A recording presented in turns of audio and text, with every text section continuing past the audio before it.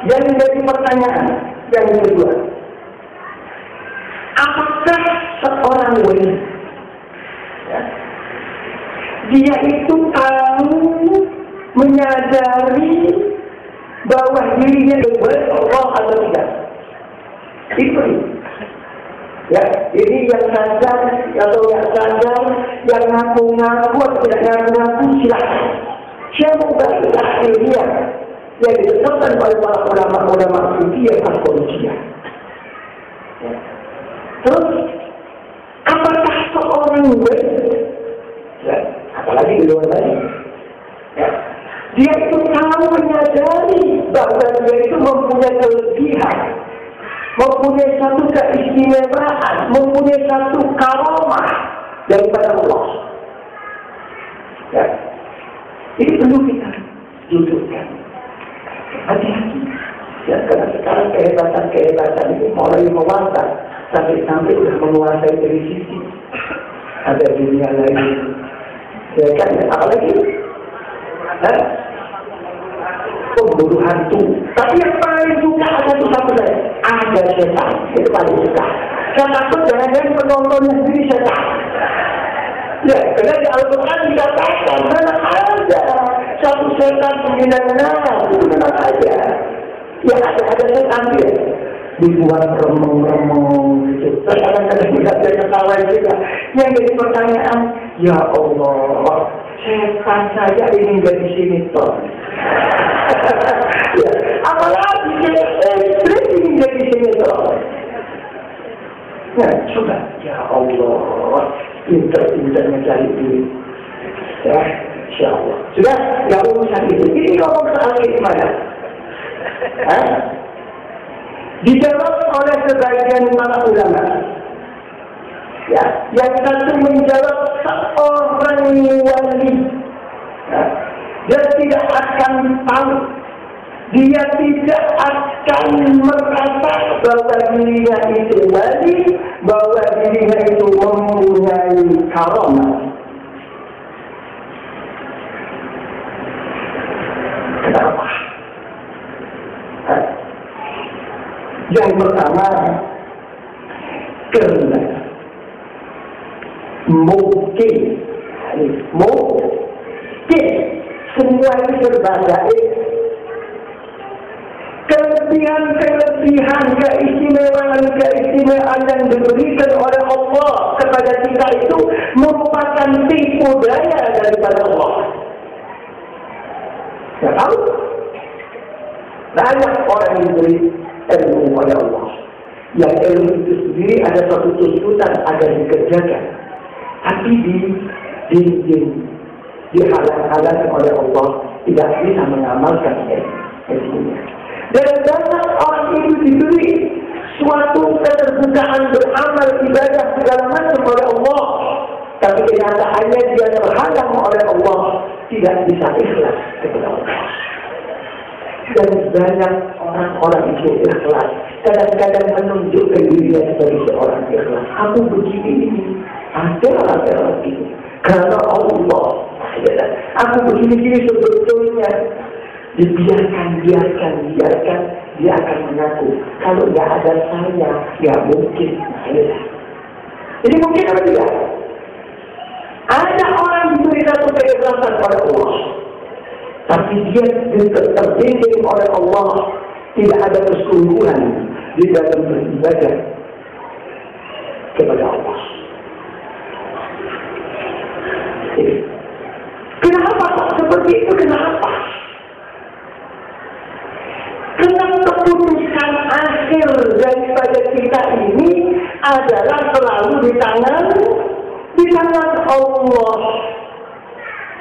Iblis begitu hebatnya kedudukannya, dan begitu hebatnya dia mempunyai titel daripada Allah. Mulai langit pertama, langit kedua sampai langit ketujuh, siapa iblis? Punya titel dan nama sendiri-sendiri. Tapi begitu di Al-Lawhul Mahfuz, pada suatu tempat yang untuk simpanan-simpanan yang dijaga oleh Allah di dalam tulisan-tulisan, ketentuan-ketentuan untuk kita. Iblis itu diberi nama iblis. Kenapa kok dikatakan iblis? Kalau dalam bahasa Arab, iblis itu apa? Adanya suatu kecampur adukan antara kebenaran dan yang tidak benar. Kabur. Talafus dalam Al-Quran dikatakan wala talbidul haqqo bil batil. Ini kabur. Dia terdinding tertutup oleh ilmu, kedudukan, keistimewaannya Iblis. Tapi memang kenyataannya pengkaburan untuk dirinya telah ada di Lauh Mahfuz dengan dia mendapat kitab Iblis. Apa yang dinamakan Iblis? Wahwa wajilun anara dibagi anda. Dia lupa atas putusan akhir umatnya itu bahwa itu di tangan Allah, bukan di keistimewaan yang sekarang nampak. Hati-hati, ya, siapapun walaupun manusia, ya, kalau terdinding seperti ini, tidak ada bedanya dengan dia tertipu seperti itu. Ya. Ini kan, ya. Ini pendapat daripada sebagian para ulama-ulama Torikiyah, ya, wal Hakikiyah. Dia tahu. Kadang-kadang ada yang dalam hadis-hadis itu banyak kalau kita sampaikan. Dan mungkin kita juga banyak menghadapi satu kenyataan. Orang nakal, berbuat maksiat dosa yang banyak. Subhanallah. Kadang-kadang satu tahun mau meninggal. Kadang-kadang 3 bulan, 4 bulan mau meninggal. Kita tangkap orang itu sering di surau, musola, sering di masjid. Ada satu perubahan yang baik untuk dia. Banyak hal yang seperti ini. Ya, sudah. Yang nomor 2, ya. Sebagian ulama menyatakan boleh, ya, dan itu terjadi bahwa seorang wali dia mengetahui bahwa dirinya sebagai wali Allah, ya, dan dia mengetahui bahwa dirinya mempunyai karamah daripada Allah lewat mana?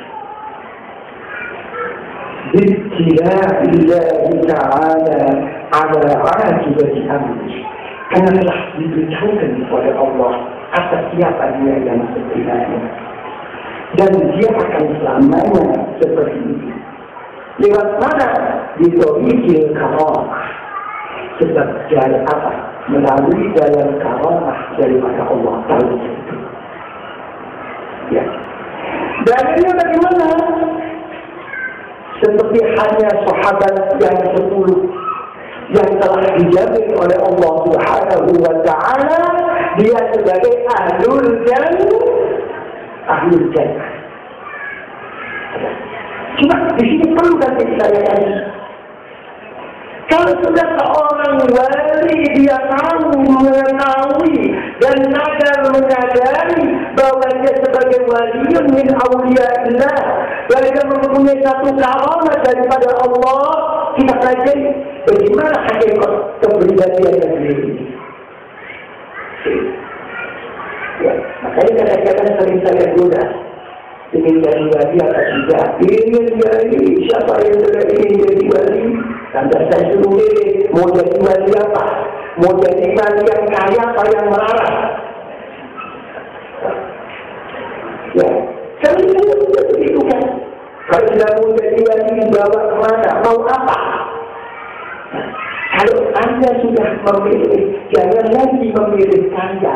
Memilih tidak wali yang kaya pun tidak akan jadi wali. Kenapa? Karena masih ada bagian dirinya yang dihargainya di sisi Allah Subhanahu wa Ta'ala. Tidak buruk sebagai hamba Allah. Jadi wali, tapi biasa. Jadi wali, jadi presiden. Milih mana? Wah, kalau milih wali presiden, tidak jadi. Ya jadi wali yang biasa, tak banyak jadi. Ya, dia kok tidak. Ini kalau dicontoh nanti masalah dari situ. Ya, sudah. Ya, sudah. Sekarang perjalanan baik. Sudah siap ingin jadi baik? Siap diri? Ya, begini. Ya, kalau Allah ya, berkehendak atas hambanya untuk dijadikan wali daripada walinya, ya, pertama, ya, fataha alaihi baba dzikr, dia buka di dalam hatinya, apalagi zahirnya, untuk berzikir kepada Allah. Ya, jangan salah pengertian. Dalam masalah perkataan berzikir kepada Allah, jangan. Ya, walaupun dalam keputusan itu sudah jelas, tidak ada zikir kepada Allah yang lebih keutamaannya daripada la ilaha illallah, ya?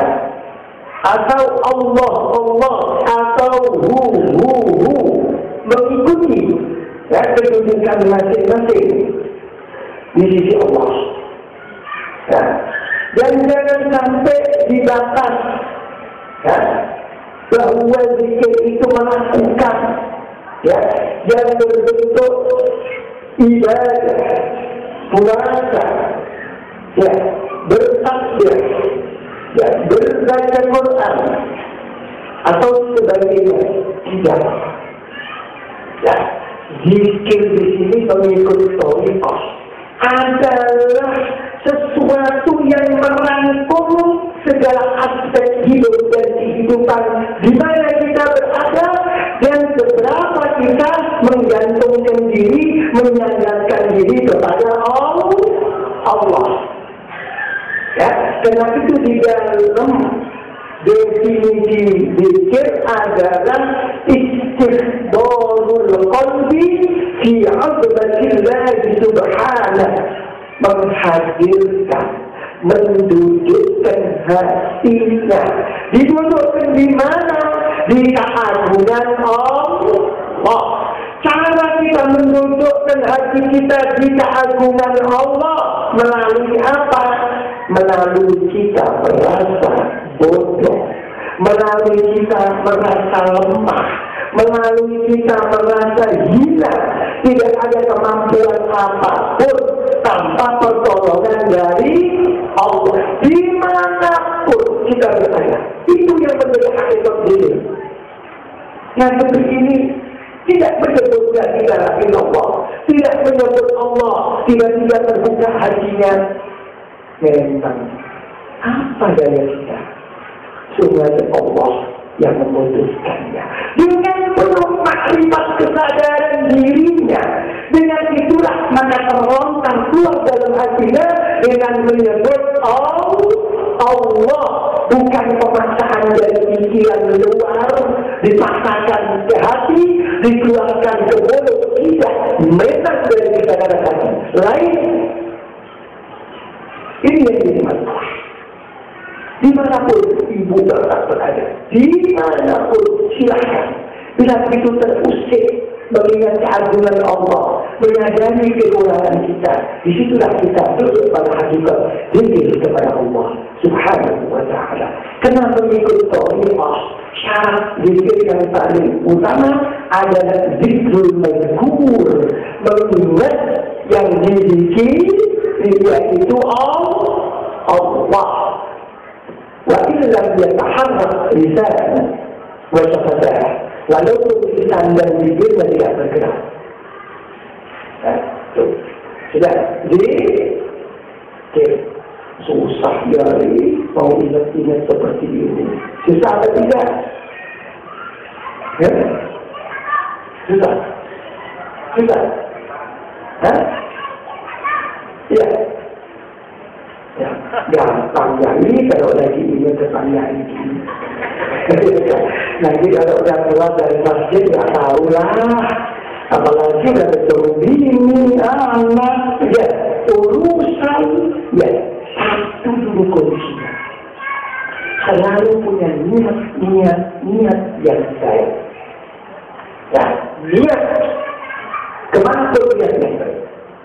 Ya, setelah menjadi keputusan para ulama Sufia atau Ikia, jika ini apa keputusannya? Siapapun yang membuka ya, pintunya satu di dalam hatinya, maka akan dibuka oleh Allah 70 pintu kebaikan. Nah, kalau orang itu mempunyai niat yang jelek, maka akan dibuka 70 pintu kejelekan oleh Allah. Sekarang niat baik, ya, nanti tiba-tiba dalam satu masalah yang lain, tanpa sadar, kita akan diberi diingatkan oleh Allah dan akan kembali ke Allah. Niat yang pertama, ya, zikir. Ya, kalau orang itu sudah zikir, tentunya ingin dekat di sisi Allah. Pintu, ya, kedekatan hati kepada Allah bisa terbuka oleh Allah. Itu melalui apa? Melalui satu pintu. Kalau dia di dalam berzikir kepada Allah telah menemukan manisnya, enaknya zikir menghadap ke Allah. Ini yang kita katakan. Karena kita harus tahu ilmu tasawuf, ilmu tariqah, ilmu rasa. Ya, karena itu tidak mudah untuk dibicarakan. Ya, untuk mengasihkan, mengerjakan pengalihan rasa, silakan.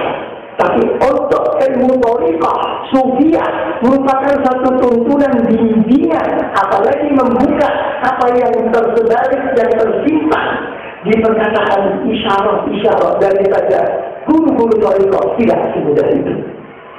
Makanya orang membaca tentang tasawuf, ya, yang telah dibukukan hanya merupakan satu operan bahasa Arab ke bahasa Indonesia, apalagi dari Arab ke Inggris ke Indonesia, makin dibaca, makin tidak mengerti kemana arah tujuan. Betul tidak? Bukan di situ tuntunan sufia atau Ikia, bukan. Lihat kita yang telah menjadi keputusan para ulama. Ini tiap malam, ya, jangan dianggap tariqah itu aja pokoknya bisa begitu, tidak. Ya, ilmu rasakan, zikir ibadah kita belum duduk pada yang sebenarnya, dan kita belum mendapatkan satu hayatan thayyibah, satu kehidupan yang benar yang sebenarnya di dalam berzikir dan ibadah kepada Allah selagi kita belum merasakan. Ya, kalau istilah, ya, biasakan dulu. Begitu udah jadi biasa, maka jadi terbiasa. Ya kan ya? Begitu nanti jadi terbiasa, makin menemukan satu kesenangan dan kecintaan. Kita merasa kan ini sudah cinta langsung, ya, bukan ada dalam akal, di hati. Cinta itu berbuah kemana nanti? Segala macam jurusannya.